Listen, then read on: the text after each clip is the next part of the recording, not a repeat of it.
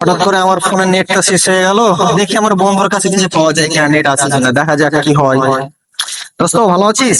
এই তো, কি খবর? ভালো। এই তো বন্ধু ভালো। তো বন্ধু একটু সমস্যার মধ্যে আছি রে বন্ধু। তো কি সমস্যা? বিষয় হলো, তুই একটু নেটটা দে না আমাকে। নেট তো এখানে আমার নাই, নেট তো নাই ভাই, নেট তো নাই। হ্যাঁ, নেট নাই, আমার একটু দরকার ছিল রে বন্ধু। নেট তো আমার বাসায় আছে।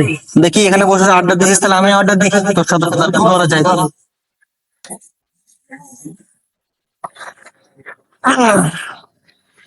আরে বন্ধু, তুই বললি নেট নাই, তুই তো নেট চালাচ্ছিস ফোনে, তুই যে বললি নেট নাই।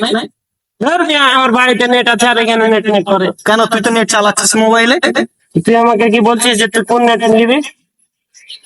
আমার বাড়িতে তো নেট আছে। আরে বন্ধু, এখন তো সবাই তো বলে, শর্টকাটে বলে নেট, তুই নেট বুঝিস না। আমিও তোর বলছি, আমি তো তোর বলি না কি যে ইন্টারনেট দে আমার এবার। তার জন্য তুই এভাবে বলবি যে বাসায় আছে।